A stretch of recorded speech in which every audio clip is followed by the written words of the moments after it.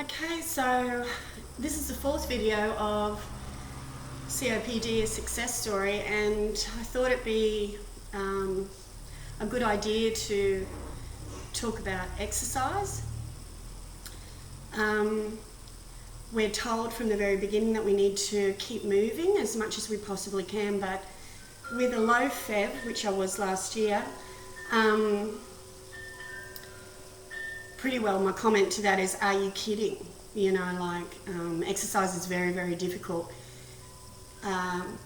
Walking would be okay to be able to do, and you can probably do it, but if you don't have somebody to walk with you, and let's face it, who wants to walk with somebody that's walking at a snail's pace and has to stop every 5 minutes?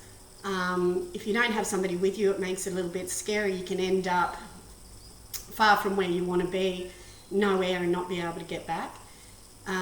Going to the gym is impossible. They have, up here, they've got air conditioning all the time because it's the tropics, and I can't sort of breathe in air conditioning, so that wasn't a possibility. All right, so mainly we're stuck at home. So I got a beautiful tidbit of information from a friend of mine. He studies yoga, and he said, get rid of your furniture and start just by sitting on the floor. Now, he didn't really know what he was saying, how great what he was saying was for my situation, so I'd like to share a bit about that, because we have to keep moving. If you hydrate yourself with a lot of water, your blood has got oxygen and it can flow and move all the toxins out of your body. But if you're not moving, your lymph glands can't detox. You have to move to be able to clear your lymph glands. So also just for your strength as well, because we lose a lot of muscle mass because we're so sedentary when your FEV is really low. And if you don't have your muscle mass, you get yourself in a lot of strife. So we need to increase the muscle mass across the top of our chest, because our diaphragm now, the little half circle that's underneath your lungs that normally helps you breathe, is completely flat because our lungs are huge. We need to get muscle up here so that it can help us push in and push out to breathe. So it's really important to get a lot of strength at the top.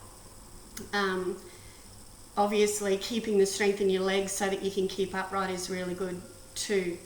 I found the most difficult thing for me was just standing, because you have limited amount of oxygen in your blood, and to stand you need this long, the biggest muscle in the top of your leg. It takes a lot of oxygen to use your really big muscles.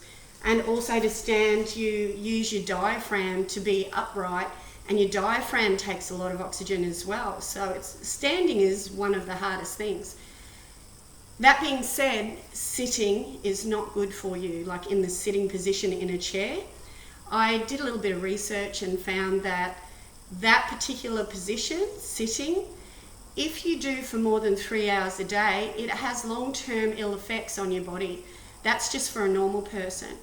So as you know, when your FEV is really low, you can actually be sitting for 22 hours a day, you know, because you can't sleep lying down either. You have to sleep sitting up sometimes. Anyway, you spend a lot of time sitting. So I took my friend's advice and decided not to sit on the furniture when I was home alone, you know, so whenever I could, I would sit on the floor. I got my yoga mat, put it down in the lounge room. This in itself is an exercise, and about the maximum that you could probably do with a low FEV when your percentages are low. And it also means you can't sit on your bottom for long periods of time. You constantly got to move. You got to do a different position. So you're constantly wiggling around and changing, which is just automatic movement. Also, to get up, you have to use your muscles to get yourself upright again. So, and then coming down, you're using your muscles again. So it gives you that movement because you're not using the furniture, and also you're never in that sitting position, you know, like that sitting position. I think you drop all of your muscles in your stomach. Your body is totally relaxed, but then it's all your organs are all cramped up. So if you're sitting on the ground, This is a yoga position, so in itself, this one is really good for digestion. I found this great when I had GERD going on. It makes you hold your diaphragm up. It allows food to be digested faster, which we're all looking for, because until our food is digested, we don't have any air, we're short on air. So this helps it go faster. There's a whole heap, but even while you're there, you can do all of your, these sort of yoga positions which open up your lungs. You can run around the house. Not run around the house, that's an exaggeration. You can sit in one position and just keep moving, and that in itself is enough exercise, I believe. Well, actually, it's the most that you can do for yourself, trying not to be in that sitting position. I did have a list of things written down, so I'll just have a look.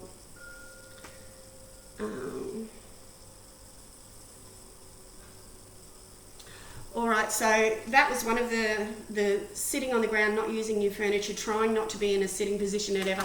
Even lying down is better than actually sitting in a seat. Not that I'm condoning lying down all day, because it's not particularly great, but that particular position cuts off circulation, and nothing is, all your lymph glands in your bum are all cramped. There's just not enough circulation going on. The other thing that I found that was great was every one of your friends has probably got one of those, what do they call those push bikes that you put in your lounge room and you just get on?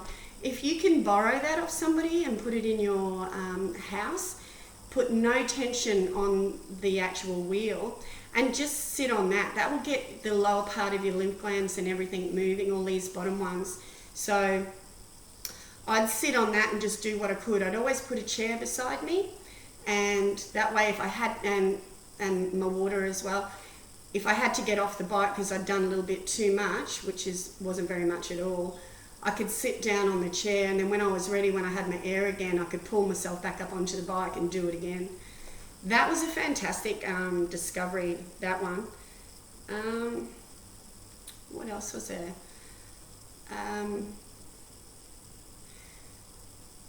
To move yourself around the house too, we can't carry any weight. So a little trick I got was, we've got totally tiled floors in the house. So I would put my handbag, my water, my drugs that I needed, my phone, obviously my phone and all of that sort of stuff, into a pillowcase, and I would kick it around the house, because it moves a long way. You can kick it to where you're heading to, and then you can just walk over to where you're going, whether it be out onto the veranda or into the kitchen or down the hall, or you're going to bed. You can just kick all your stuff around the house. That was really handy too, I thought. Not that that's anything to do with exercise, but if you are moving around a little bit more, you need all those little handy hints.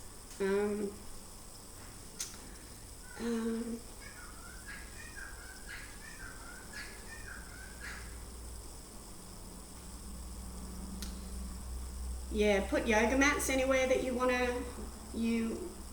normally sit during the day, like right in front of where you normally sit. I also have a couple of little weights that I can sit there and do here, because you don't lose much oxygen. These muscles are quite small, so doing weights to try and strengthen up the top bit of your chest is a really easy thing to do, and I'd say do it all the time. And that's pretty well all that I had to say about exercise. Get rid of your furniture, and just the fact that you're getting up and you're getting down and you're constantly moving on the floor is enough exercise for when it's really difficult on air. So that's my handy hints for that. Alright, I'm not sure what the next video will be, but that's it for exercise. Are you kidding? Talk to you then.